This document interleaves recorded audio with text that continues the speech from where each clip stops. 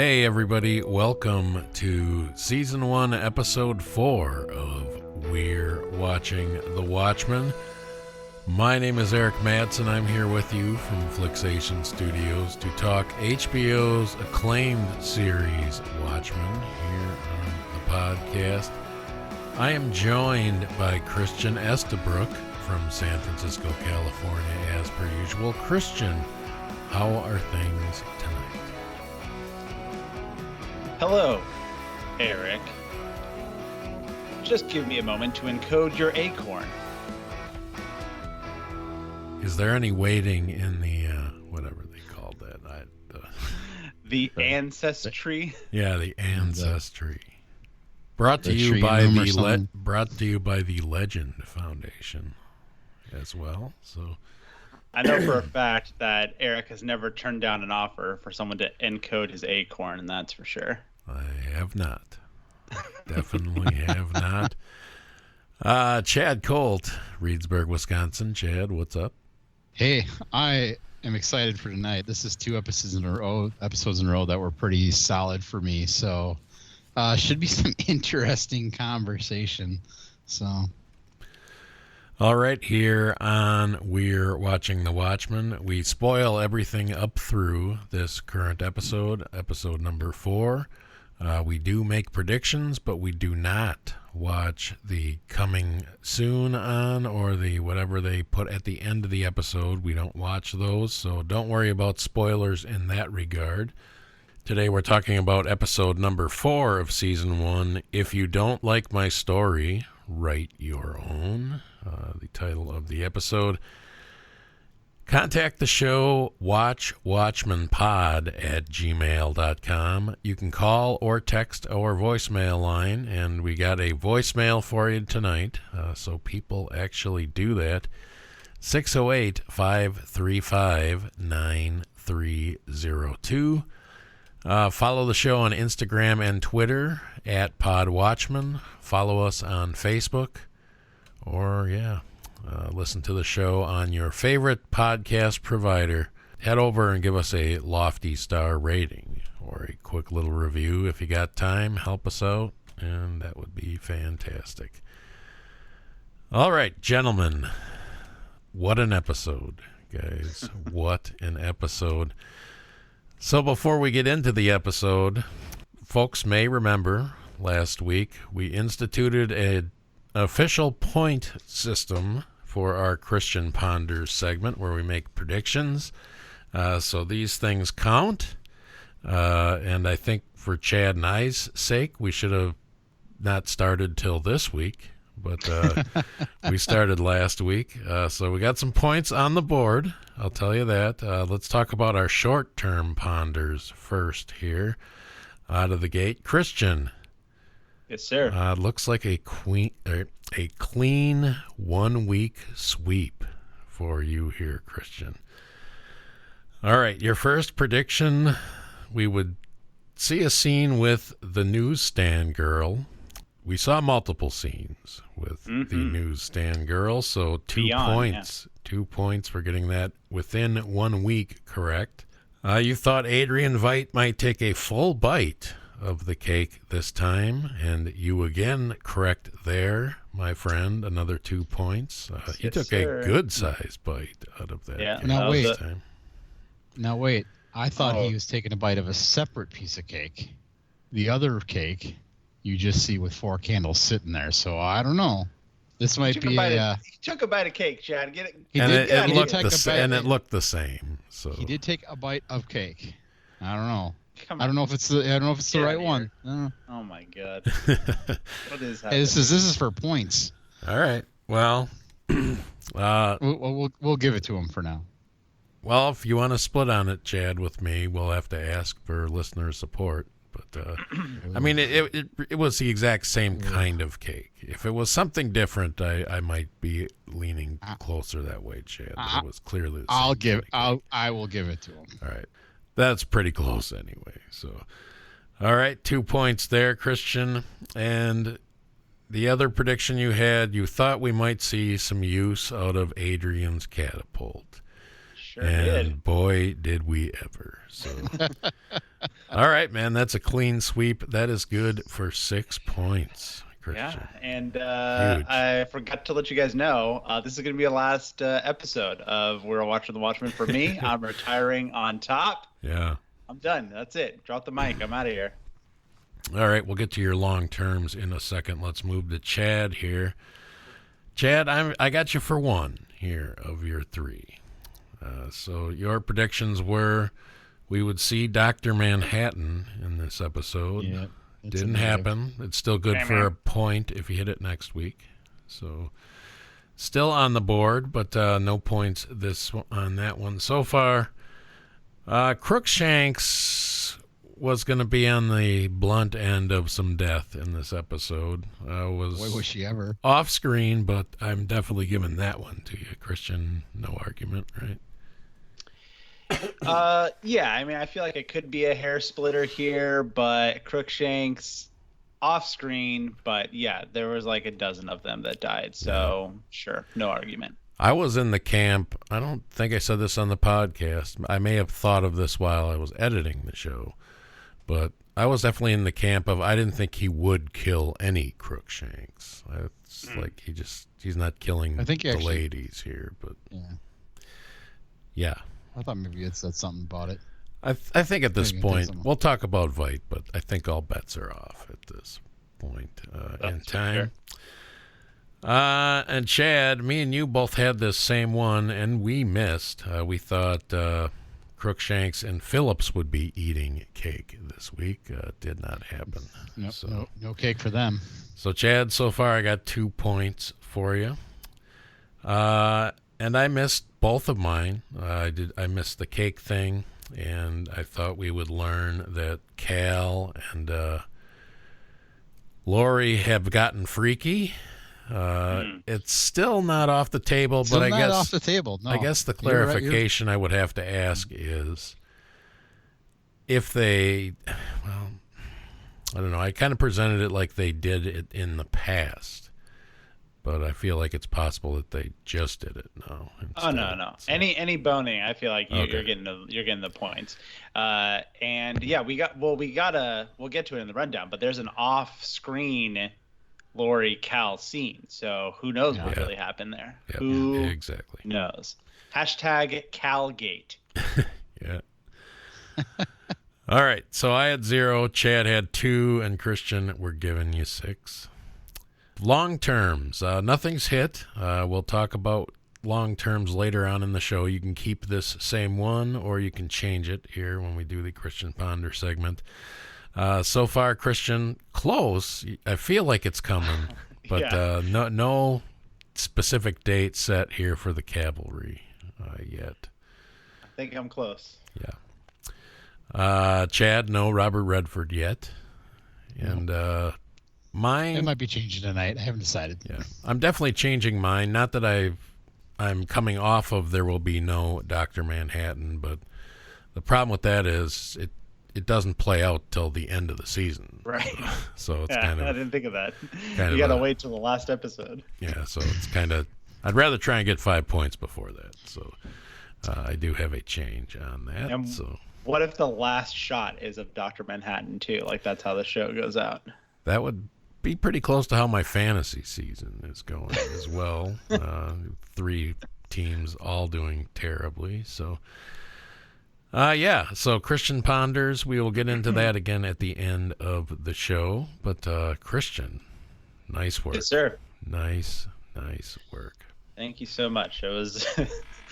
You'll hear me be positive on the episode here in a moment, but I gotta say, going 3 for 3. I mean, we didn't keep points before, but we've always, kept track of Ponders, and I don't think we ever had a clean sweep in the Twin Peaks days. No, not even close. I don't think. No. Yeah, 2 in a week. It seemed like, home run. Yeah. All right, so let's get into this episode, guys. Number 4. If you don't like my story, write your own. No idea how that really fits in. Who could that be referring to? So let's just a quick run talk about the episode overall. So it sounds like you guys are both way in on it. I'm probably not too far behind you. But as you summarize this, guys, I don't know why I took this long to ask this question. But 4 episodes in, and in this the episode in particular, we see it like 4 separate times in this episode. So how did you like the episode, Christian? And what the fuck is with all these eggs? Yeah, that's what I said. That was the first thing I said about watching this. I was like, oh, another egg episode. And then they really hammered home the eggs, as we'll get to. Yeah, I feel like egg might be the biggest motif outside of like the racism and eggs, I think, is what the show's coming down to. I mean, they've been in every episode at least once, right? I think so. Yeah. Sorry to jump on your terrible dad joke there, Chad, by the way. I'll be okay. Wait, what did you say? Did you say excellent? I think it was excellent. Excellent. Yeah, I did. Perfect. So yeah, lots of eggs, eggs and racism. The series. That's what we are cooking up here. Yeah, this episode ruled. Simply, I think it was fantastic. It was so weird. I think the weirdest episode of the show thus far. My wife even said when I rewatched it, she's like, this is getting Twin Peaks level weird, which is quite a big compliment in this household. So yeah, I mean, I ate this up. I mean, at the same time, I'm not sure how this episode of the podcast is going to go, because I took the least amount of notes, and I feel like Eric's going to explain a scene. It's just going to be like, yeah, what the fuck?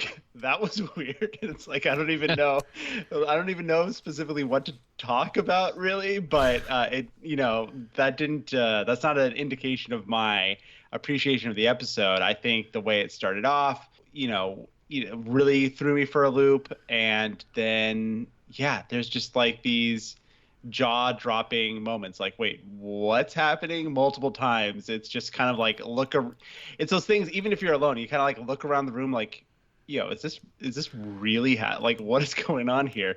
And that's the kind of shit I'm here for. So yeah, I mean, this episode's fantastic. It's up there for me. This one was really cooking. The only thing I'll say before I throw it over to Chad is, of the 4, this episode I took the most notes. So. Okay. All right. Wow, I took the same 0 as normal. Scintillating, Chad. How good was this, Chad? Was this better than the last episode? Yeah, it was great. I enjoyed it, especially I can't wait till we talk about the first couple scenes, and then there's some that really hit home. And one, I believe he's fishing for lobster? Or no, maybe it wasn't lobster. Yeah, we'll just have to talk about it. It's going to be a doozy. How often do you get great knowledge of things like how babies are made when you're just watching your regular entertainment? Oh, they weren't crabs; they were babies. Oh, that's where I went wrong. Yeah, that's what I'm going to show my kids in a couple of years. It's like sex ed, right? Thanks, HBO. Yeah. Appreciate it. Yep, that's what happens. That's how it works. All right, yep, and I'm a big fan as well, so I actually like this quite a bit more than... I was a little bit down on 3, but 4 definitely hits for me. So, since I have all those notes, we should just get into it, guys. My very first note... on the very top of the page here, eggs? ? As the first scene plays out, this little montage with the eggs and this nice couple hanging out at this farm or whatever. Get a visitor in the middle of the night. It is Lady Trieu has come a-calling. She is the local trillionaire that bought Vite Industries and is building the Millennium Clock. She wants their house. She wants it bad. I'm not going to explain the whole child thing, as everybody that's listening to the show watched it. So yeah, that is an interesting scene here as we meet Lady Trieu. who acquires the property just in time for an event she must have had timed pretty damn perfectly. So I don't know. I don't know if she just found out about it or she just likes to wait till the last minute for stuff. But yeah, she could have come a week earlier if she knew this was coming, right? Why you gotta make it a 3-minute deal here? Yep. So at the end of the scene, something comes crashing down to the earth. What was that? Well, that is mine, she says. So, what'd you make of this first scene, Christian? It's got to be Superman, right? I mean, Superman landing very from esque, Krypton. yes. Sure felt Superman-esque to me. My first note, Eric, on the top of my digital page is transition to egg predictions. I think we need to call off any more cake ponders, and now we're going to transition to eggs. How are eggs going to be involved in each episode going forward? In the next episode, we'll see eggs put into the batter to make the cake. Oh my God, so many eggs. Will the eggs pay off? And here, I mean, I don't want to only talk about eggs, but I said it maybe 4 times while watching this episode, twice. I was like, she's an egg farmer with bad eggs. Yeah. I couldn't get over it. But yeah, this was I mean, it's a fun introduction. It's such a cute little wholesome couple with their eggs and their puzzle and their just knowing, charming little looks at each other, and then just so much mystery coming in. I love the introduction of Lady Trieu. I wasn't expecting a major character that we have no idea who they are coming in on this episode. That was fun, and then ending with that, whatever it is, crashing down. That I mean, I can't wait. It's piqued my interest to no end, and I don't know. I mean, I don't even know. I don't have any predictions for this. I don't know what's coming next. But my other big question about this, I watched it with my sister the first time, my wife the second time. We didn't have our usual party, and she was saying, "Well, this is clearly a flashback, right?" Because she listened, and how I've been talking about the episodes have been starting with these historical flashbacks, which was broken for part 3. She's like, oh, well, this one was in the past. And now I'm trying to figure out how long ago was this? I don't, do you guys have an idea or an impression of I don't think it was when a this could have been? Yeah, I don't know if it was a flashback, it wasn't way back. Because I think the daughter's there at the same age, yeah, for sure. Yeah.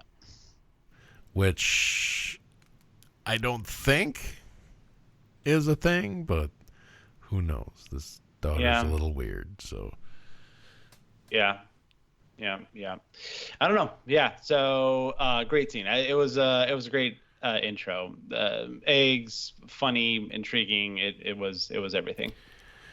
Chad, did you even get past the sweet Islands in the Stream with Kenny Rogers and Dolly Parton? And Dolly?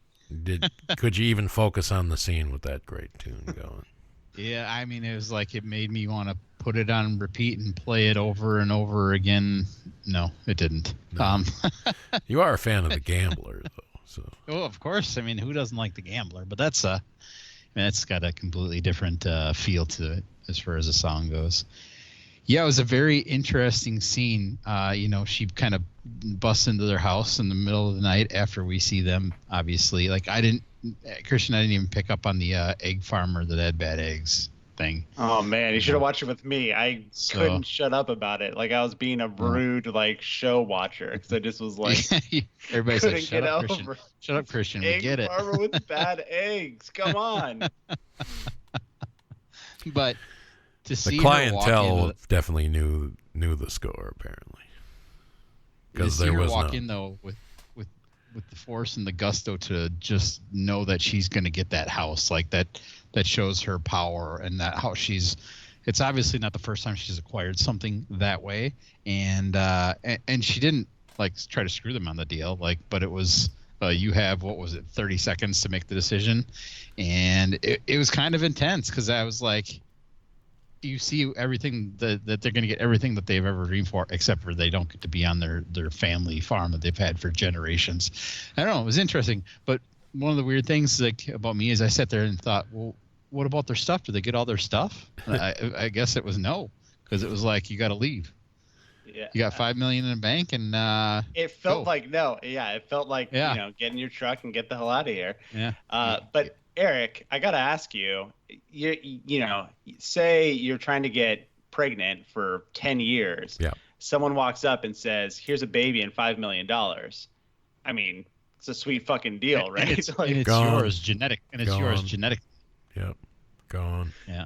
yeah, easy money. Yeah, what a great deal. I wouldn't. I'd have been gone before she could have made the bad "I'm going to destroy the child" joke, which was in poor taste, but funny. Yeah. But fun. And maybe foreshadowing. All right, so next scene here, we are back with Angela, who's back at the bakery, cleaning up evidence of Will Reeves. We get some more eggs, guys, here, right in the next scene. She almost burns the paper when the call comes in that they have more information on Will's family tree that's come up. Kudos to the voicemail message she leaves on the bakery's phone. I forget what the bakery's called, but where we let Saigons be Saigons, she says. So apparently it's a Vietnamese bakery or whatever, but good stuff there. I might as well just go into her breaking into the info center, getting the acorn and learning. I'm not sure exactly what we learn here. I mean, we just learned stuff that we already knew, and it doesn't seem like it means that much to her other than it's a big pain in her ass right now. So I don't know. Did you glean anything else from that, Christian? Yeah, well, real quick, you mentioned the paper. I don't know why I was surprised to have like an attachment, but it felt like a big loss when she accidentally burned it for some reason. Like if she had burned it on purpose, I guess it'd be like, okay, like I accept this. But the fact that she did it accidentally was like, ugh, that's a 105-year-old piece of paper or older or whatever, and it has all this significance. It was and you just gut wrenching. Burned it on accident. Oh, like it like stung. It really like was a gut punch. But it's weird because she burned it on accident while almost doing it on purpose. So. Well, I mean, right? that's kind of my and that's kind of my take on the ancestry part, because I'm not entirely sure how to read the scene either, and it felt more weird on rewatch, because with the music and like how it's shot, everything, especially with the like the hologram going over Angela's face, it feels like it's this very tender moment, like she's connecting with her past. And considering how reverently the show wants to talk about the past and finding yourself in your history, it seems like a sincere moment, but then it ends with her saying, "So leave me the fuck alone." Yeah. And so I'm like, was this a tender moment, or I don't know. I mean, I liked the acorn. I liked the ancestry.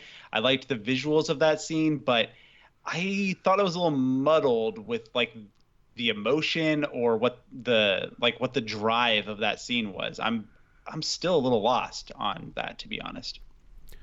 I guess I'm just overly a little lost on Angela's motives overall, and I'm pretty sure that's the point.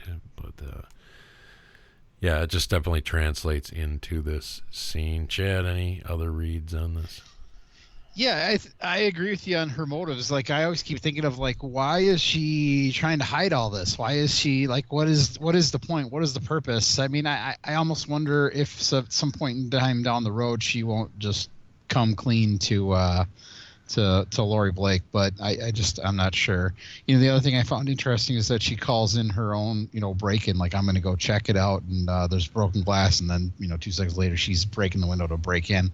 It's like, well, I guess why couldn't she have, I mean, she wanted to go do it right then and there, Why, like they're not going to have records that said, hey, this person came and, listened to their Acorn or whatever. I don't know. I found it weird. Like, why did she have to break in to do that? Why? I don't know. That's she wanted it done right good point. Well, I mean, she wanted it done right then and there. But it does take us to the next part that we'll talk about, and which I loved, by the way. Yeah, I liked the phone call she made. I was like, oh, that's clever. So maybe that distracted me. But it's like, yeah, dude, why don't you just wait till the morning and like walk in there like a normal person like you did last time? Yeah.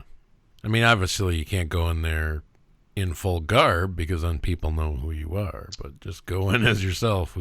Who gives a shit? Yeah, which she's already done. Yeah, weird. So the scene comes to an abrupt change as we hear the car crash outside, so we know that this is in close proximity to the car and the blue phone. So she runs outside to see Lori there. It tells her that it is her car, and she kind of secretly finds Will Reeves' pills in the glove box. Has a quick exchange with Lori, who just kind of laughs at the whole thing and gets in her car and leaves. So yeah, not a whole lot extra to that little bit at the end, but kind of funny. Chad, you said you loved this. Yeah, I loved it. And also I want to point out that I get to go back an episode and get a fake fictitious point. It doesn't count towards the game. Okay. But I said Angela will get her car back, and she indeed was standing there to get her car back. And I think we were going to give that to you anyway. So, but yeah, definitely. But it's a fake point. It doesn't matter. Confirmed. Yeah. I guess I didn't realize that the blue phone was right in earshot of the. Yeah, I didn't realize that either. And then it all hit. It was like a big aha moment for me, and I was like, "Oh, geez, that's crazy." I didn't expect that they would all be there at the same time. And so the car dropping had nothing to do with Lori Blake, but everything to do with her being there. So with Angela. Well, and she says this is not accurate. Later on, Lori says that the car was dropped right where it was taken from. That is not the case. No, definitely not the case. Well, where's the bakery? I guess is that in the same business center too? I don't know. Maybe this is just a fucking small little community where all of the important places are in this one town square. I mean, that seems surprising, but maybe everything's with footballs throw from each other. I don't know. Yeah, weird. All right. So anyway, she goes home. Angela goes home. Has to take one of her daughter's beds, try and get some shut-eye. She has a little quick conversation with her son, just about fear and a couple of sort of just character moment things. Christian, you got to know what part of this scene I'm going to most remember. Right? No. Okay. Oh? Really? I feel like Chad's got it. I'm pretty sure I've got his explanation of heaven. Oh no! I'm not even to the dinner part. Ahead. I'm just talking about in the bedroom. In the bed part? Yeah. So maybe I'm wrong. Maybe I'm wrong. I'm not picking it up. I'm pretty sure the stuffed animal was a bubastis. Yeah, I was trying to figure out what the stuffed animal. I should have said that. That's what I was thinking about in the scene. I was like, man, what is that thing? What is that? Is it a bubastis? But in like teddy bear form. So it's because it had the long, like a Pokemon version of a bubastis or something. Yeah, it had the long like flappy ear things that came down. I don't know. Check it out again. It is so fast. You see it twice, and it's like super fast. But I'm pretty sure that was a teddy bear-ized bubastis. But. Okay, I buy it. Yeah, it was like I noticed I couldn't get to like an actual crystallized thought, but I noticed the stuffed animal on both watch, and I was like, "What the hell is that thing?" But I didn't follow that thought to any end. But okay, yeah, I'm with you. I'll try and look that up. All right, so let's go to breakfast then. We get some more eggs, guys. Some more eggs here for breakfast. We see Cal telling the girls that there's no heaven, guys. Come on. You're nothing. You're born. Judd's born. Judd dies and he's back to nothing. So there's no heaven, and who wants waffles? And I raised my hand incidentally. So, I mean, I have kids, and I wonder if trying to explain them the afterlife will be that easy for me someday. But I guess it'd be wishful thinking. It will not. I can pretty much assure you that. Oh, that's where we are. I love this part. All right, guys. What do you say? Let's pay a What do you say, guys? Let's pay a visit to Wade's bunker, guys. Yeah. Wade Looking Glass's bunker. Angela shows up there.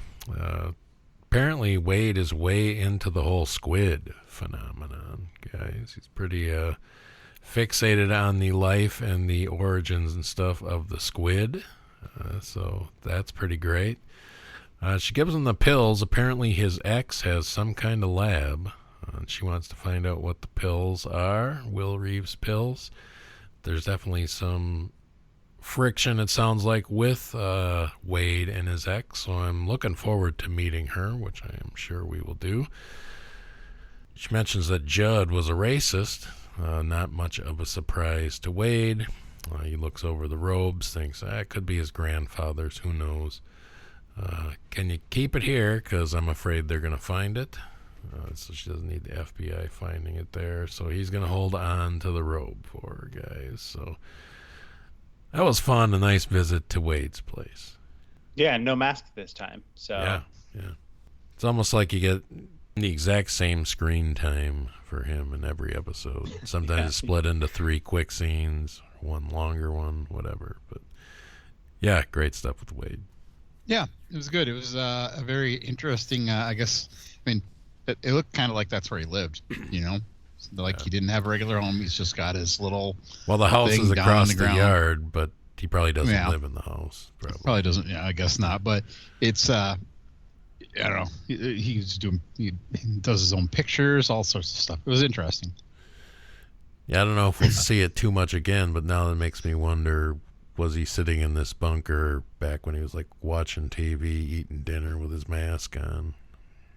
I'm trying to picture if that would have been in the bunker or not. But by the way, quick interruption here. I looked up a close-up of that stuffed animal. I think it's definitely supposed to be Bubastis. Nice. The face is super teddy bear-y, so I think that's what throws me off a little bit. But interesting. Yeah, that's Bubastis. Nice. All right, Christian, you said this was a weird episode. I would say this next scene here, maybe the weirdest thing yet. Maybe the weirdest thing yet. Oh, yeah. Angela stops on a bridge to toss out the disassembled wheelchair into a passing garbage truck below. Which I didn't understand until my rewatch, by the way. I was like, what's in the bag? And I was like, oh, yeah, it showed her chopping up all the wheelchair stuff. I felt like such an idiot. I was like, oh, of course that's what it was, moron. Sorry, I just had to throw that in there. So, yeah, she notices she's being watched across the way by some weirdo. Lube Man, I guess actually Red Scare calls him later in the episode. So, Loop Man getting chased and doing what apparently he does best. So, that was great. Oh, what a character. Are we even going to see Lube Man again? I mean, we've almost got to, right? Oh, we're going to see him again. No doubt in my mind, but what is Lube Man up to, guys? He's up to something. That's for definitely sure. Not slip and slides. He doesn't need it. And that's his thing, right? Because his whole costume is just the silver full body thing, and then the lube. Yeah, so cartridge, bottles. So it's like, I'm gonna be a costumed hero. I'm just gonna like observe things and then run away. Yeah, and have my getaway. Yeah. And when he slides into the like gutter, it's like there's barely room for him. So you like. Yeah, he's got to turn his head. Yeah. Did she say? What the fuck? Yeah. Or is that just something I have in my mind that I said? She yells, "What the fuck?" Yeah. Okay. Good. I mean, you guys watched it twice. I only watched it the once, and I could not believe that moment. It's like as far as like things you could like even in a show as weird as this, as out there as this, you you see this and it's like you still couldn't even imagine something like that, and the way he escapes is so like surprising. This is one of those moments where it's like you kind of like look around like, wait, what just happened? How? Why? She picks up the belt, like everything. It's just so weird, so perfect. I don't know if you guys ever watched or do watch, it's still on, but It's Always Sunny in Philadelphia. Charlie dresses up when they go to Eagles games. He dresses up as a full body green man, and it's like the exact same type of like full body suit where you can't see. So like in my head, it's Charlie in there as Lube Man. But if I'm going more specific, I don't know if you guys have ponders for Lube Man. I'm all for it if you do. But no. My sister and I were talking, and she's like, Petey? Like that's the only character we know that's like got that physique, right? Like a lanky guy. Is Petey Lube Man? Maybe. He does. If seem he's like somebody we know, it has to be Petey. I mean, that flashed my head, but I was like, I don't know if he's tall and skinny enough. But the only way it could be a reveal at this point is if it was him. I just, as long as we're all in agreement, thumbs up on Lube Man. Oh, Can't wait. Yeah, thumbs up. Yeah, but all I could think the entire time, like that he's pulling out the bottles, and then when they have one down, and like we'll talk about it in a minute, when they're like looking at it and they're like touching it, the only thing I could think of it the whole time is the bottles of lube that you see like when you go in for like with your wife for an ultrasound when you're having a baby. They put that stuff like, well, whether it's depending on the type of ultrasound, whether it's on the stomach or whatever, but that's all I could think the whole time. The jelly. Is it yeah like keep it warm. Anyway, great stuff. Yeah, I'm looking forward to the return of Lube Man here. Angela goes back to the police station as Sister Knight runs into Senator Keene at the door. He just goes ahead and pretty much tells her, I know who you are, and thanks, sorry I endangered everybody, blah, blah, blah. So she walks through the room, talks to Red Scare and Pirate Jenny, asks them about Lube Man. They don't know, and they don't think the new boss is going to give a shit either about Lube Man. Who's the new boss, guys? Well, it appears it's Lori in some regard, who is camped out in Judd's office. So Angela goes in there, talks to her a bit. Lori knows about Will Blake. I don't know. We don't know if she knows about the relation thing yet. I don't think she does, but she definitely hasn't said that. But that's Will's prints are in the car. Will Reeves. You said Will Blake, but Will Reeves. Oh, Will Blake, yeah. Will Reeves' prints are in the car. Petey comes in with some more information. Oh, we got some more stuff about the car. Let's hop in and take a ride. So... yeah, not much here again to really talk about too much. Oh, we do learn that Will Reeves was a cop in the 50s, but retired early and just disappeared off the grid. And he'd be 100 by now if he's still around, and who uses wheelchairs? Wheelchair thing. So old dudes use wheelchairs. The cop thing was interesting. It felt like maybe inching towards something I said a couple episodes back, especially given how we see cops in this show in this time period that's related to masks and costumes and all that. So maybe that's pushing it more in that direction, that Will had some kind of hero type life. Well, I guess we'll see. And New York cop too, so wouldn't he have then been a cop at roughly the same time that Hollis Mason was a cop? Yeah. So sounds right to me. Yeah, definitely crossover there. So which one of the Minutemen is Will Reeves going to be? So sorry about if that's a ponders for somebody, but we get to that later. yeah, we'll learn a little bit of stuff about Will in this scene as we move into the car scene, the drive there, which is also interesting.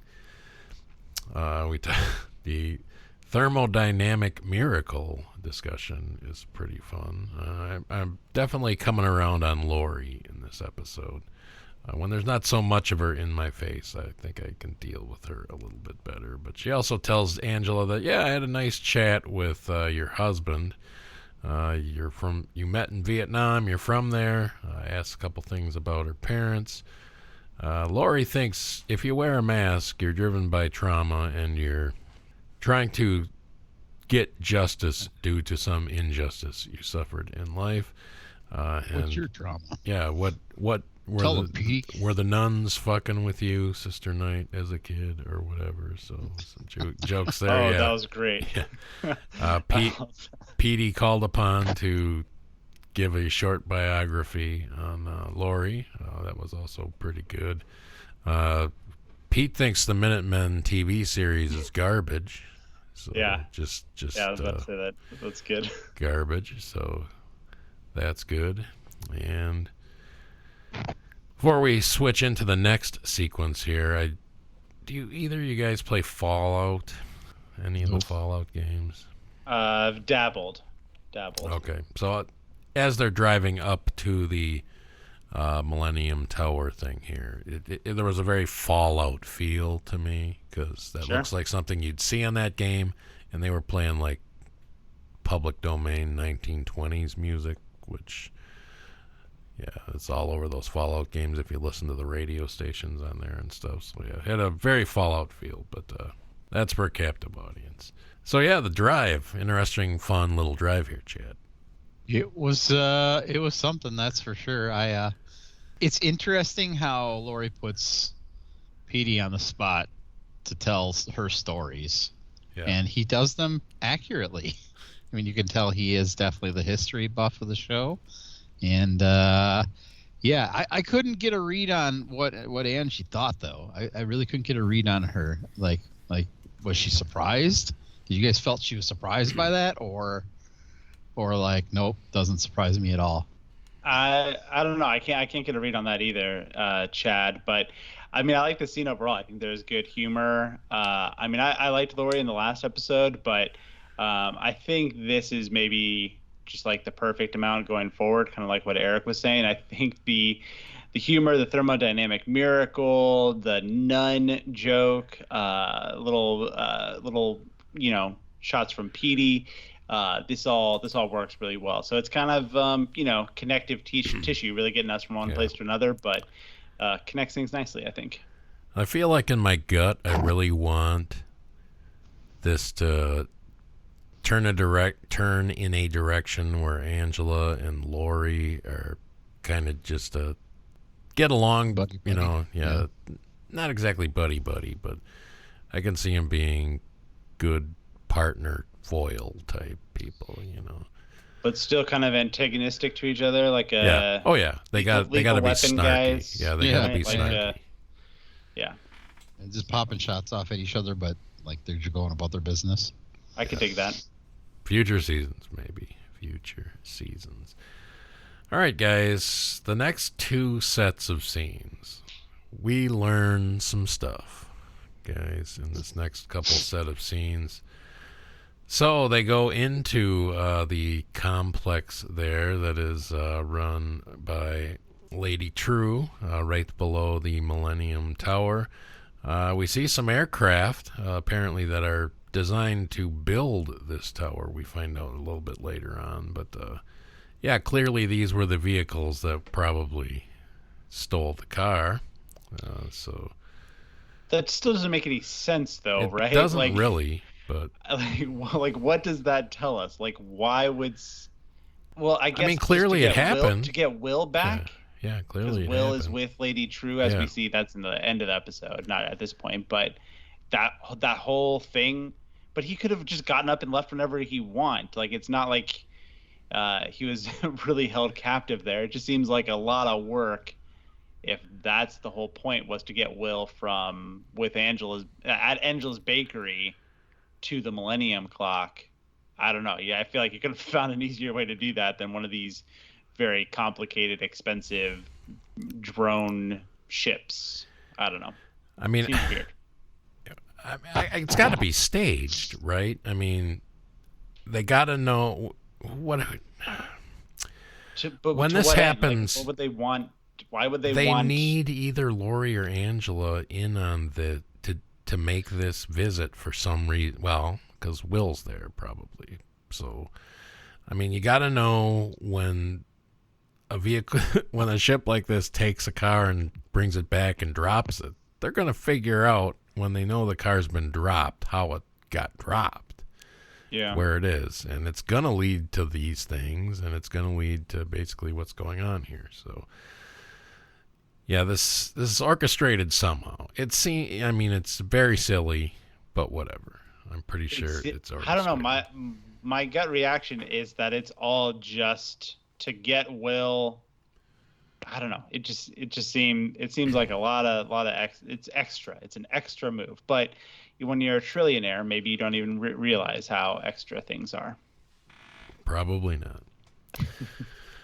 All right, so we meet Bien here, guys. The newsstand girl, as we were calling her last episode. She is the daughter of Lady Trieu, and she would like to take the ladies, not Agent Petey, just ladies only, guys, to the Arboretum or Artrarium or whatever they call it, for some tea, to talk to Lady Trieu. To Vietnam. Yeah, to little Vietnam. So, on the walk, she talks about how basically the tower is the first wonder of the New World. It's pretty much impervious to anything but a nuclear blast. It's not close enough to the ocean to be affected by water of any kind. So it's built to last, and they ask her, what does it do? Oh, well, it tells time. So, yeah. So we get into the little Vietnam sphere here. It's humidity for the plants she talks about. We get the fun little Vietnamese trade-off between Angela and Lady Trieu, which is quite funny. And Lori notices the statue of old Adrian Veidt there. Looks like shit. Why does he look old? Because he is old, she says. So it's going to fade in a second here. But Christian, we learned some stuff here, I guess. I mean, we definitely learned the aircrafts are involved. Or at least I think they are. I don't know if you're still kind of teetering on that. But, yeah. Yeah, no. That seems clear. I mean, I think maybe the biggest point that this serves is to kind of further show what a big deal Lady Trieu is, I guess. I mean, you could have gleaned that from the beginning scene, but now we're getting more of this, like Tesla-looking factory that she's operating to set up this Millennium Clock. We get some of that.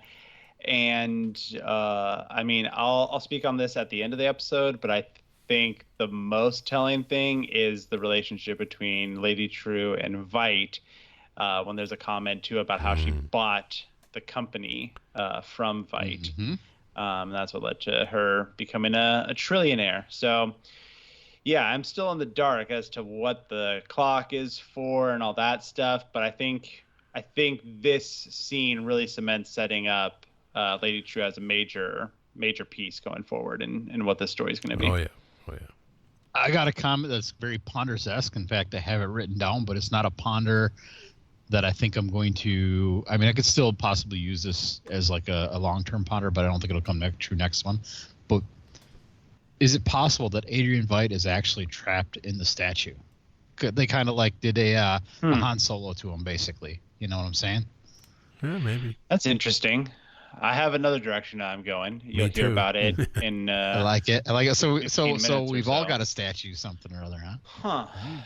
That's Han Solo, so frozen in carbonite. Yeah. Oh, nice. Han Solo'd him. Interesting. Yeah, Han interesting. Solo'd Adrian Veidt's ass. Yep. You're just saying that because this is the day The Mandalorian comes out as we're recording. No, That's I where didn't even get Disney Plus yet, so Oh, Chad. If you could watch it, who knows if you could watch it if you tried right now. So. yes, I've heard it's not been great. I'll probably get it on the Disney Plus at some point in time, but I'm letting it sit for a while. And there's only one episode. It's coming out weekly, so That's a bummer. It's a good reason right. to wait. We're delaying something huge here because we get the statue and then we cut to some of the greatest stuff ever. Yeah, of course the statue of Veidt starts fading, and you know where you're headed before you ever get there. All right, You and me going fishing in the dark. Yeah, this is something, guys. I'm not even going to get into detail. I mean, we can talk about it, but yeah, we'll just say Veidt's out fishing. Gets the fetuses or whatever. He throws them in the machine. Yeah. Has some cake and turns up the record so he can't hear them screaming as much. Yeah. Good stuff. We got to talk a little bit about the fishing. I mean, okay. He's got specific. He throws a couple ones. back. Yeah, what is he looking for? What is he looking for? Is it breathing properly or like? Yeah, I don't know. I mean, they look pretty weird, so I don't know if he's looking for something developmentally. Like you get I mean, they don't look alien, but they look weird. Yeah, they definitely don't look like normal humans, right? Well, no, I mean, he's pulling them up from the bottom of the water. I mean, yeah, but I mean, they could have made them look like realistic, but they don't. Like when he fastens them into the spinning thing, they don't look right. And I don't even think I could describe what looks off about them, but they're a little uncomfortable to look at. Still pretty disturbing to see him chuck them into the lake. Yeah, though, just I gotta say. Gone. And the song I actually had in my head wasn't you and me going fishing in the dark. It was like some Ozzy Osbourne, Crazy Babies, Crazy Baby, Crazy Baby. I don't know. Yeah, I was like, this is a scene where it came to me, and I was like, what the fuck? I'm like, he's out fishing, and I really thought, like, at first, I'm like, well, he went out and shot a buffalo. Maybe he's getting some lobster, and then he pulls it up, and I don't know. It had to be something, right? It had to be something. After we got the tomato tree and the buffalo herd, it's like, okay, there's got to be something weird in the water. But again, this is like, never could I have predicted. Like he's pulling up weird babies from the lake.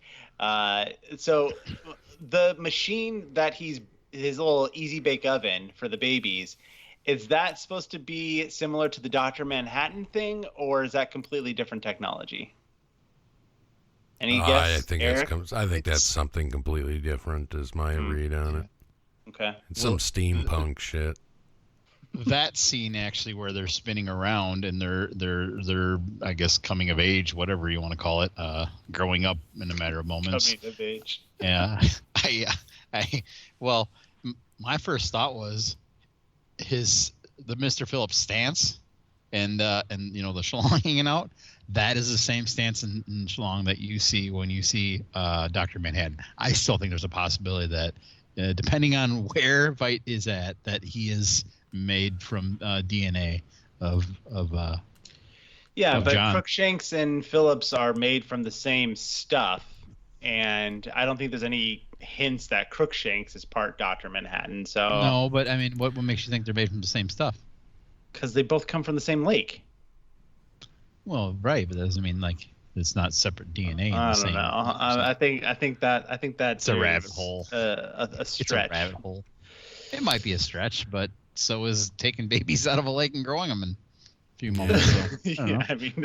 I mean, I'm not a voice of authority here. I don't know what the fuck's going on. I guess I feel like because of the next bit of dialogue, basically where he's telling them how flawed they are. You have no purpose. I may be your master, but I am, by God, I'm not your maker or creator. I would never have created anything basically as awful as you, and saying things like that, not so many words.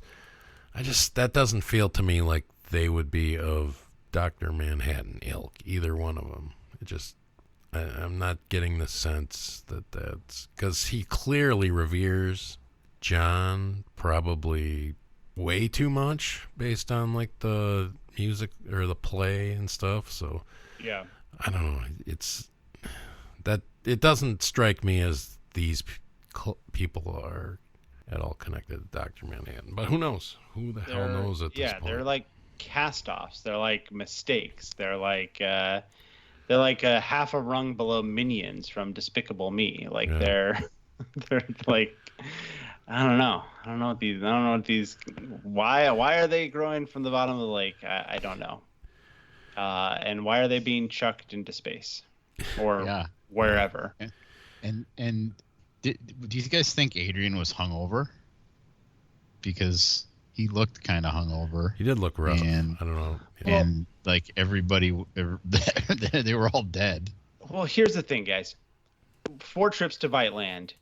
How much time have we seen in these 4 things?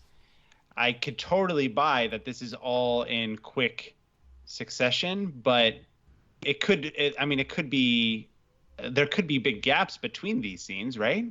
Could. Yeah, I feel like there has to be gaps between. It just doesn't seem to me like a day works for all that's going on between like visits to him.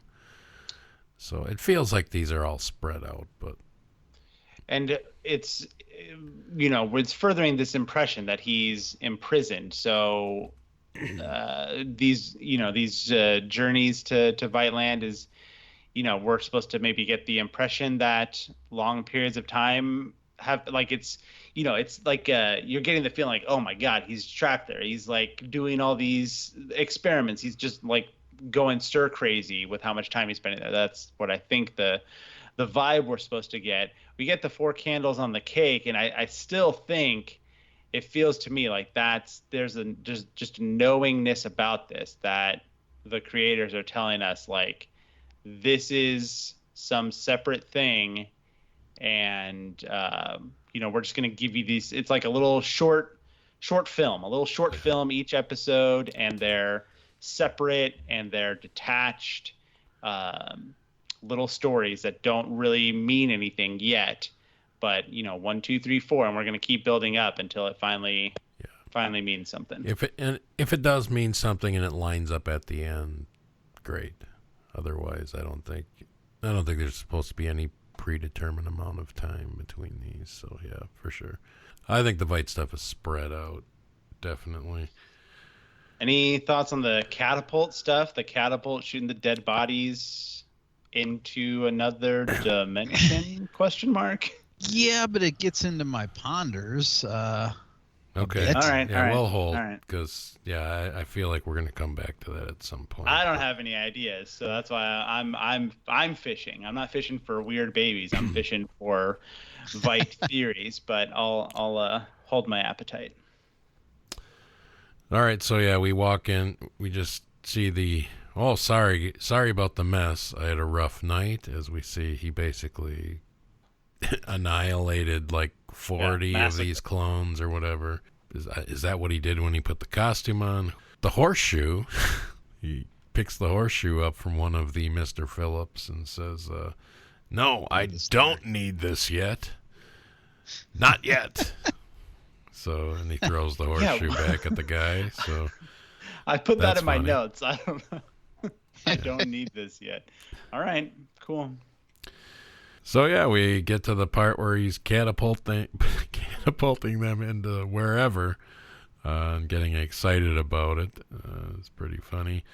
He mentions that he's been here 4 years. He thought at first that it was a paradise, but now he knows it's not. It's a prison. Adrian vows that he will escape as we keep shooting corpses into wherever we're shooting them to. So. One thing's for sure, it's not Argentina. No, it's not Argentina. No, I don't know if it was. I don't think this fade was a clue per se, but maybe it is. They catapult. Or it changes to the moon. Changes to the moon. Yeah, when he catapults one of the guys through the sky. So it felt like being cheeky, but I also was like, yeah. Are you trying to tell me he's in space? I don't think so, but can't rule it out. All right, so back to Tulsa again. Angela gets home, has her discussion with Cal, who first says he spilled all the beans, but then says, no, I lied. And clearly Cal hates to lie, guys. Yep. But apparently he had some kind of accident that we don't know about yet.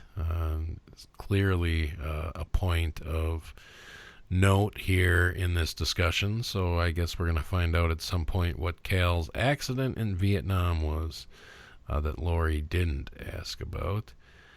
And Cal tells Angela he gets the feeling that Lori actually wants to help Angela. Maybe he can help you find Will or whatever, and she's, I don't need that. I can find him myself. So, and apparently they're going to go have sex in the closet once again. So I guess that's where you go. Yeah, that's good where for they them. go. Man, what is up with Cal? Ever since Eric has splintered my mind, and now I'm like over-examining every single Cal second, and it just still seems so weird. It does. And I Just feel gets like weirder every time. I feel like if you're not super focused on it, like this, I could imagine a whole host of Watchmen watchers, like not even considering that there might be something weird going on with Cal. But it's like one of those things that, like, once you notice it, you can't stop noticing it. And it's just driving me crazy. Like, we don't know anything. There's hints. There's nothing more than hints. We don't know anything about him or his story or his backstory, but there's just these little hints that are frankly kind of torturing me. And is it really hints, or are we just making them hints? Yeah, that's exactly the point. Like, maybe it's totally possible he's just a normal guy who's kind of quiet, a little weird, closet sex, just a normal, slightly weird guy. I don't know, but it seems like there's something there. Like I read it as smoke, and when there's smoke, there's fire. But maybe it's not even smoke after all, or maybe it's the smoke monster from Lost, Damon Lindelof connection. I don't know. All right, we're moving into the final sequence here of the episode as we go back to the Lady Trieu compound. We find the daughter Bien awaking from a nightmare. She comes out, tells her mother about it. It basically sounds like Vietnam War flashbacks. If you were a Vietnamese villager, that's kind of what it says. And she said she was forced to walk very, very far, and her feet actually hurt. To which Lady Trieu says, "Good." Bien asked if her mother would walk her back to bed. She says no, and Bien doesn't seem to be even bothered by it, just says, "Okay," and says, "Good night, Mr. Reeves," as she's going to bed. And we find out that, yes, Will Reeves sitting there hanging out with Lady Trieu. Both kind of take some jabs at each other over how they deal with their families, but they're clearly working on some plot of some kind, as she expresses concern with Will maybe getting cold feet now that he knows that Angela is his granddaughter. He says he is fine. Basically, what's going to happen in 3 days is going to make them hate me anyway, so what do I care? Will can walk just fine, guys. The wheelchair, not necessary. And 3 days it is, and Will just ends the episode by saying tick-tock as they look up at the clock, Millennium Clock, and we see those flying machines hauling equipment up to there. So, yeah, some more stuff here, Christian, that we Something's gonna can happen. look forward to. Yeah, it's the cavalry guys who say tick-tock. So is the cavalry going to get pulled into this? Are they related to Will and Lady Trieu somehow? Is it all connected? What are we building towards? What's going to happen? What is the clock really? A lot of questions. But yeah, it's a good ending. I'm on the hook. I'm anxious to get some answers to these questions. Lady Trieu is pretty weird. She hears her daughter had a nightmare, and she says, "Can you walk me back to bed?" And she just says, "No." No, I'm not doing that. No. It's just like, oh, okay.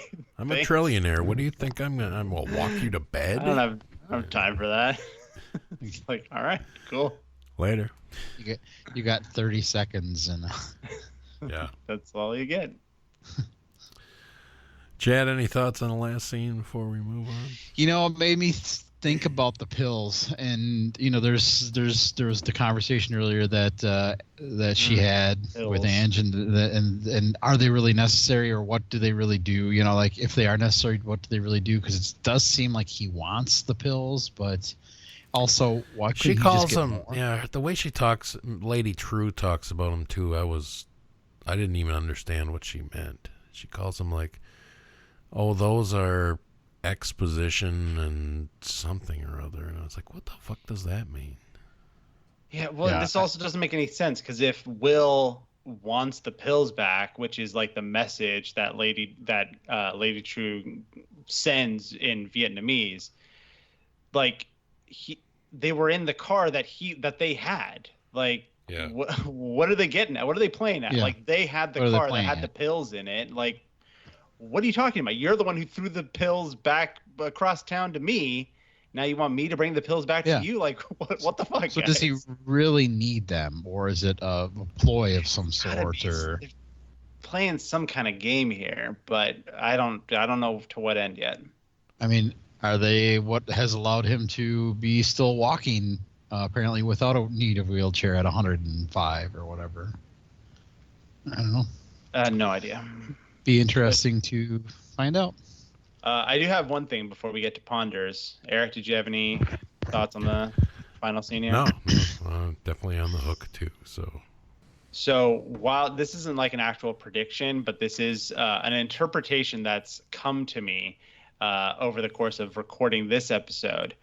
All the egg stuff, lots of eggs. This is the ultimate egg episode.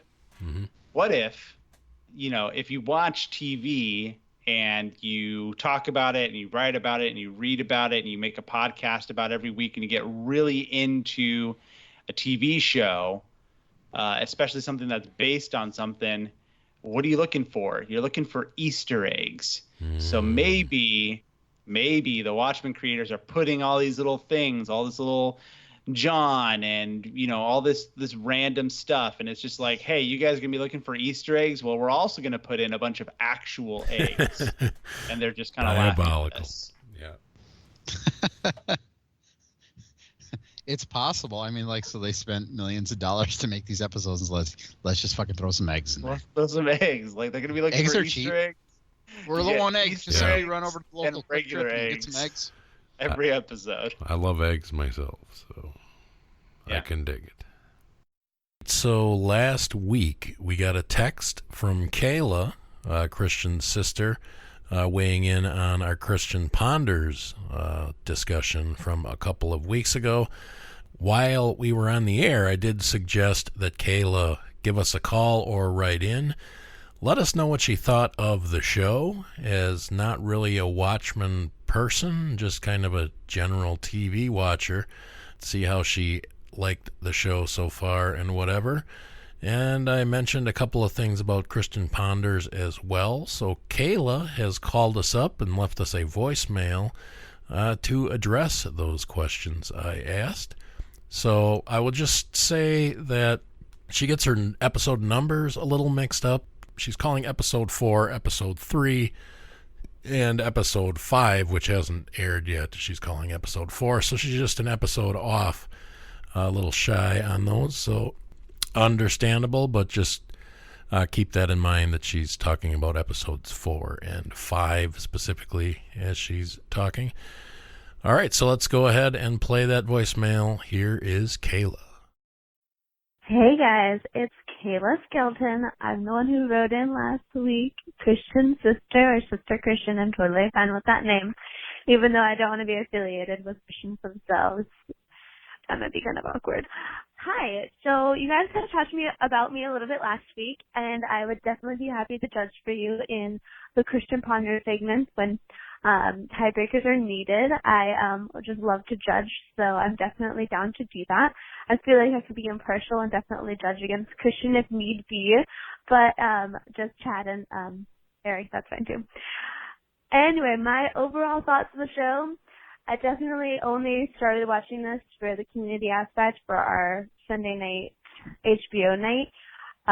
The first episode I was not into it, and you guys super loved it, so I don't know if I'm missing something or if I need to start rewatching them with you guys, but I was not into the first episode. It did not captivate me at all.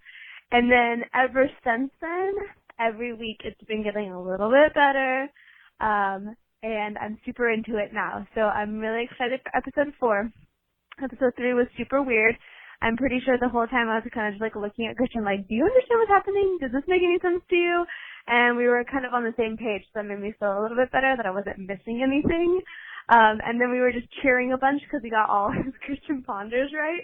So that was pretty amazing. So we were just like really excited the whole time. Also, speaking of Christian ponders, I don't know if I'm allowed to do this, but I'm going to do it anyway. Can I interject and do a long-term ponder with you guys? You can't say no because this is a message, so I'm going to take all that silence as a yes. And I would like to say that my long-term ponder is that Adrian Voigt is going to escape whatever island or place that he is being kept right now by the end of the season. So please write that down and keep it in the books. I'll try to call in more or text in or whatever, keep you guys updated on my likings of the episodes. But yeah, I think that's it. So I can't wait to listen to episode 4 and watch episode 4.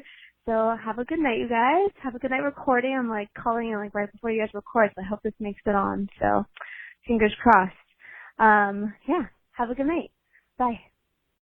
Thanks, Kayla, for the call, for sure. Call in anytime. If we need you as a judge, we will certainly let you know.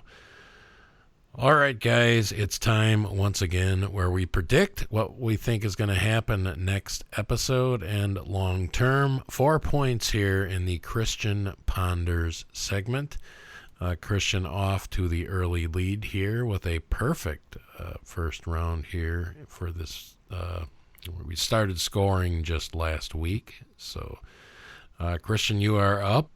All right, Christian. The regular 3, you can do up to 3, so I assume you're going to go for all 3. I sure am. I don't know. This racket is tough.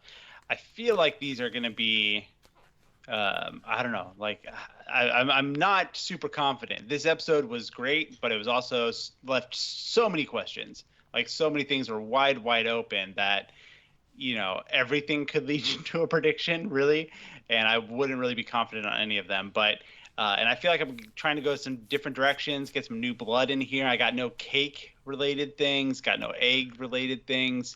But so this episode, we got a little bit more Vietnam. We've got some Vietnam talk throughout the show.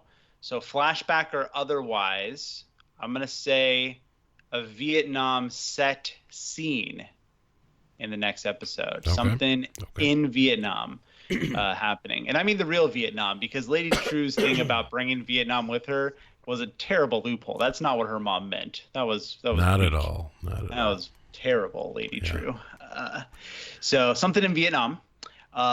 Next, so these are also, I'm like picking up things that we've been doing all along, right? So we've been talking about Judd and the, KKK/Calvary, his, white supremacist stuff.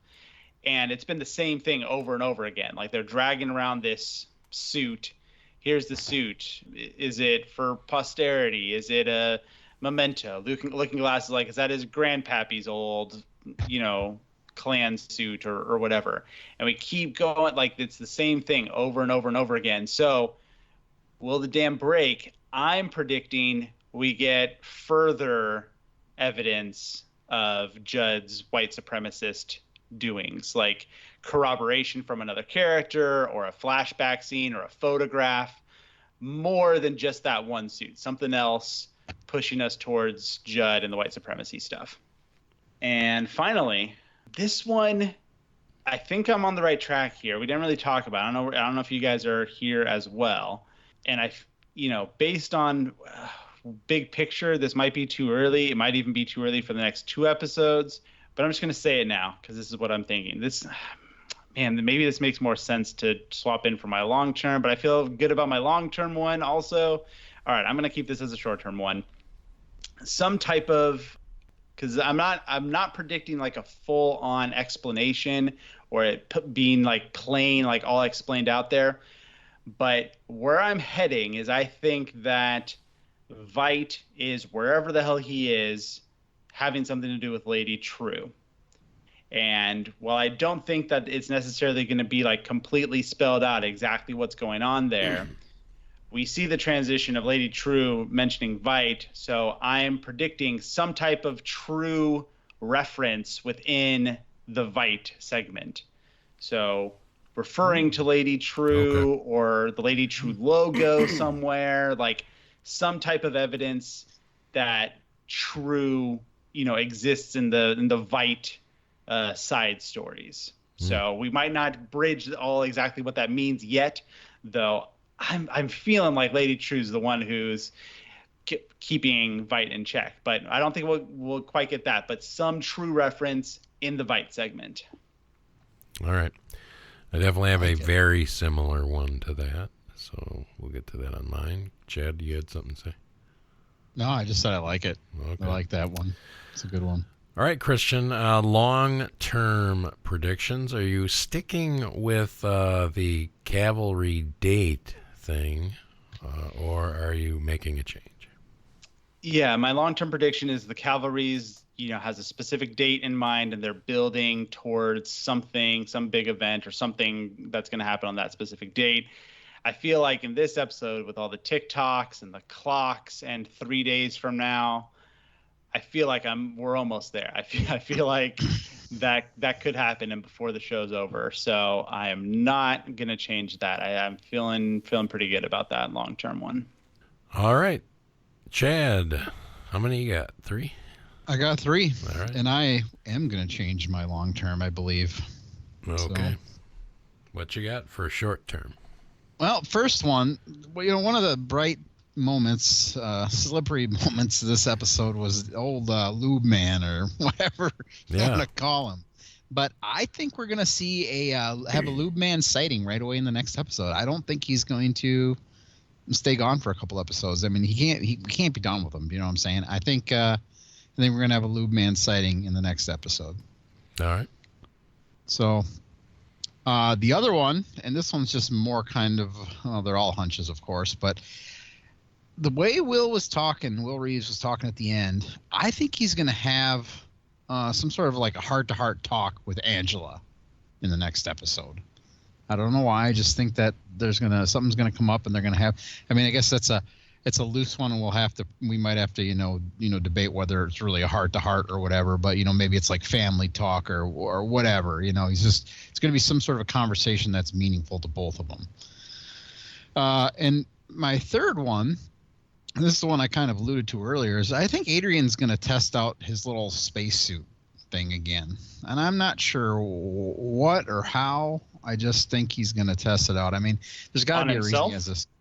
I think he's going to at least, I think he's going to test it out on himself. Okay. I think he's going to wear it. I don't know what he's going to do with it. I mean, yeah.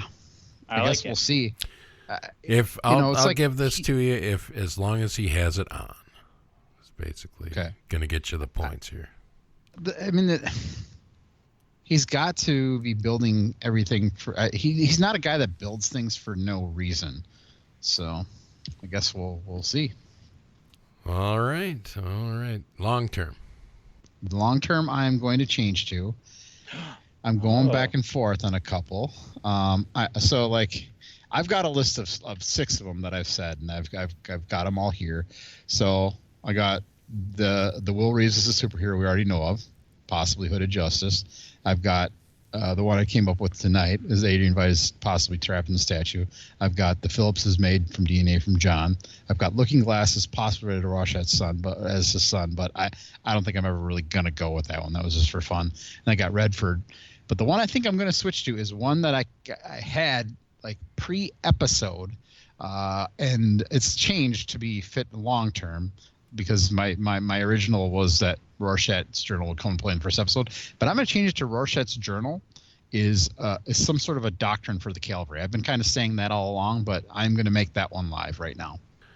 All right, so I have 3, and I as well will be changing my long-term ponders. I'm really in the Lady Trieu groove here, guys. Good. So I like it. I got her on all 3 of mine. Not, one of them's indirectly, but she has factors in on all 3 of mine here. So, all right, what do you think? This might work better as a long term, but I'm going to go ahead and throw this out there now.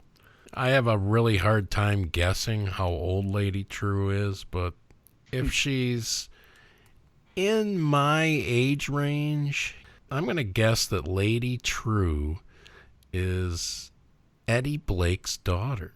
Guys, remember he knocked up that Vietnamese lady in the comic? Holy smokes. So Yeah. there's too much Vietnam here for something like this not to materialize. That would make them sisters. Yeah, her and Laurie, it would. So Huh. I'm going to take a guess there. I'm going to say Eddie's illegitimate Vietnamese daughter is Lady Trieu. Ponder number 2. Christian, you pretty much said this. I'm pondering something that you kind of said within your own ponder, but my ponder here is Lady Trieu is definitely involved with Veidt. I think she somehow has him banished to wherever he is. I don't know if I want all this to be involved in my ponder, but I think she probably knows about the squid somehow, and may cut some deal with him. I'll set you up wherever she set him up, but I'm taking the company, and I won't sully your name, but maybe she was keen on what he did and is planning something similar. Who knows? Taking the mantle. Yeah, kind of taking the mantle, but keeping him at bay somehow. So interesting. So basically, my ponder that I have written down here is she's the one keeping him banished wherever he is. So is that fair? Or is that too broad? Or No, yeah, we're kind of like the opposite of the same coin. Like you're predicting the actual imprisonment part, and I'm predicting like an allusion to that ultimately being the reveal, but not quite yet. So yeah, we're different, but on the same wavelength. All right, my third one I think is by far the least possible. It's kind of way out there, but I don't know why they shoved this in there. If I'm not on the right track here somehow, I feel like Bien, I don't know if I want to say a clone or just somehow connected to her mother or grandmother, which would have been, if it's Lady Trieu's mother from Vietnam or whatever, this all kind of fits together. But I think Bien has somehow either got her grandmother's memories or she's some kind of clone of her grandmother or something. So a lot of fertility stuff going on in this episode. Ruin a lake, maybe. Yeah. So yeah, Lady Trieu's doing all that fertility clinic shit, and Adrian, who's probably connected to her somehow, doing what he's doing in the lake and whatever. So this stuff's all got to be connected. One ponder I threw away. It just, I love it to happen, but it just doesn't make any sense. Is that the servants getting catapulted is what comes crashing down to the sky in the beginning of the episode, but why does she really care about that too much, other than maybe to clean it up so Vite doesn't get found or something. I don't know. But yeah, I pulled that ponder, so not keeping that one. But those are my 3 short-term, long-term. I'm still confident in the Dr. Manhattan thing, and this could drag to the end too. It almost certainly would, but it's a little less ominous than that one, and who knows if I'll stick with it. But I do want to get this theory out there, just because I thought of it. I think, based on the reference in the last episode, that Dan Dryberg is in prison for, my guess would be, not wanting to give up the vigilantism. And that's the pardon of which Keene was talking about with Lori and with the owl metaphor and stuff. I think Dan is in prison probably because of that. And yeah, that would make that owl thing out. Make perfect sense. Yeah. So again, that would probably not something that would happen till way at the end. But okay. I think that's a logistical theory of mine. So I'm with you. Dan Dryberg in prison. Cool. So that's long term. So all right, guys, some fine ponders there once again. One last order of business here, guys. Chad's Twitter challenge. Chad, what'd you do last week? He asked me to find and follow Dustin Ingram. Yes. Agent Petey himself. So I did, and his Twitter's pretty interesting. I didn't actually message him. I didn't really have anything to say, but okay, if anybody wants to go follow him, he's interesting. It's he's got a lot of stuff, a lot of content, and so far none of it's spoilerish really that I've seen on Watchmen. But he's at Tsunami Grind, so on Twitter if you want to find him. But his description is, "I don't fit in bathtubs." So I was immediately hooked with that. Oh, so he is taller. He is taller than he looks. Okay. Yeah. All right. So there's some interesting things. Like I'll read you one that I thought was funny, and then I'll read you the one that I caught that kind of hooked me. But he says, there are kids alive right now who will only ever know Drew Carey as a singular host of The Price is Right. Oh. And I was like, okay. But the one I really want to read you guys is something he actually did a reply to the actual official Watchmen Twitter about it's the thing about Dale Petey. But he says, Dustin Ingram says, so like that Agent Petey is pretty smart and informed and really special and smart. Love the mystery, attention to detail, and world building the show is succeeding at already. Submitted respectfully, D. So, I don't know. He seems to be a fan, too. So, that's kind of what I took away from this challenge. I didn't really have anything I wanted to say. I didn't really want to ask him and, to be on our show or like I've done with other people or whatever. And I just kind of sat back and read some of his tweets. And he's interesting. So, go out and follow him at Tsunami Grind. Awesome. Christian, New Blood? Yeah, so we look for the Easter eggs in the episodes, right? And if you guys are paying attention, I've set Easter eggs for the Twitter challenge within this episode. Hashtag Calgate is reaching its apex here. Chad, you need to find Cal Abar, also known as Yahya Abdul Mateen II. Find him on Twitter. What's this guy up to? I don't think you're going to get any secrets divulged from him, but maybe this will help. Maybe this will help bring things in focus. If we know what's going on in real life, he did some nice detective work on Agent Petey. Maybe we need some reconnaissance on Cal. Yeah. What's up with Cal? I accept the challenge. I don't remember his name already, but I'll figure it out. Yeah, it's look it up on it. It's Yahya Abdul Mateen II. I'm gonna be a little pissed off if I find the first, but not the second. Or maybe I won't be pissed off. Maybe that's the perfect Twitter challenge story. But anyhow, nice. Not too far from that, I'm sure. All right, guys. Another fun episode of We're Watching The Watchmen in the Books.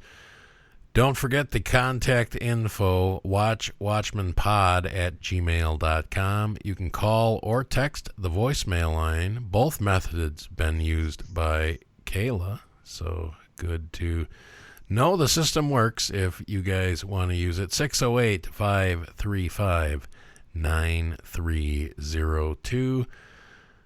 And yeah, follow the show on Instagram and Twitter @PodWatchman. And like us on Facebook, guys. Rate or review the show where you get the show. My name is Eric. You can find me on Twitter @Hazer, HAZER75. You can find me doing occasional episodes of the Flicksation podcast over there at flicksation.com. Christian, I see you finally have something to talk about with your other podcast. So hallelujah, the boys are back in town. And thanks for being on the show as always, Christian. Oh, wouldn't be anywhere else. Yes, it's true. My maiden podcast, the podcast that started it all for me, the third act, we are back. We're now a bi-state podcast, 2 here in California, 1 in Oregon, though Armando did mention something about us being in 3 states. I'm not sure he realizes that Sacramento and San Francisco are both in California, but you can tune into our latest episode to hear him be confused about states. And we came back strong talking about Parasite. If you're into indie film right now, you're probably well aware of this one. It's probably in every indie theater right now. That movie rules. And we talked about another South Korean movie called A Taxi Driver, which is not a Scorsese homage. Maybe the title is, but the movie isn't at all. So yeah, the Third Act podcast. Check that out. We're back. And speaking of Scorsese, I think we'll be talking about The Irishman in a couple of weeks. So looks like we're back into the regular rhythm. So it's good to have the Third Act back up and running. And then Never Stopped. It's only a podcast, my horror movie show that I do with Ian Nichols. We talk about a new movie and an old movie each episode. Last one was a real fun pairing. We talked about Dr. Sleep, the Shining sequel that's in theaters right now. And we talked about what is the self-professed first gay slasher. So it's really no-budget slasher film with a bunch of gay guys dying. That movie's like 15 years old. That was a lot of fun as well. So those 2 movies on It's Only a Podcast. Check out both of those if you don't mind. And you can keep up with me on Twitter and Instagram @AnotherXTIAN.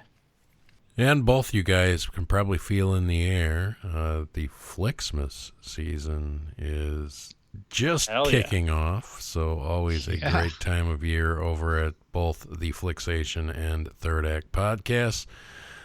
'Tis the season, guys. Chad, that brings you to the Flicksation podcast on an annual basis at least. So I will say there'll be a little format difference because Star Wars, which has been the review film pretty regularly since The Hobbit ended, Star Wars starts too late. It doesn't start till like the 20th or something, so it starts right before Christmas. So we're recording before Star Wars comes out, so I'm not sure what we're going to be doing on the Flixmas show, but Chad, it'll be good to have you on the old FP again. Yeah, but let me tell you, I got Christian this year, and what do you give a guy that already has everything? Do you know what I'm saying? I got a few ideas for you, Christian, and I'm just gonna have to run them by you and be like, "Have you seen this one?" So I'm ready. But I can't wait for Flixmas. I enjoy it every year. Yep, you and I haven't been able to even cross paths, Eric, to record our other little segment we want to do for the Flicksation podcast. That's coming. But Definitely coming. We will do it, and it'll get done. And But if anybody out there wants to follow me, I am at Pratial, at Pratil. That's my personal. Or if you want to follow my bookhouse /wash house, page. It is the at TP Bookhouse. So find me, follow me there, and yeah, it's been great to spend another hour and a half or so in the bookhouse in the watch house with you guys. Have you broken 30? Broken 30 followers? Oh no, probably not. I mean, I could check real quick. Well, a couple of weeks ago you were at 29, so I guess maybe it's possible. No, I'm still holding steady at 29. It's a solid. Right. It's a solid 29.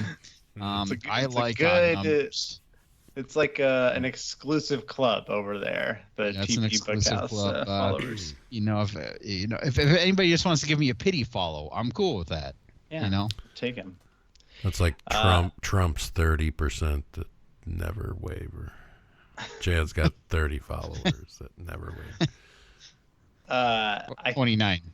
I think 29. Yeah, not quite. If Flicksmith doesn't line up for Chad to be on Flicksation to talk about Star Wars, fingers crossed that it lines up for Cats. If Chad could review Cats on Flicksation, that'd be great. I don't know, Christian. We'll see. I don't know if I'm going to get that one past the Ians, but we'll see. All right, guys. Thanks for listening to episode 4 of We're Watching the Watchmen. Check us out next week, possibly on Thursdays once in a while. Things can get hung up, which they did last week. I'm sorry about that, but I'm trying to shoot for Thursdays as often as possible. So look for us then. Thanks, everybody. Have a good week.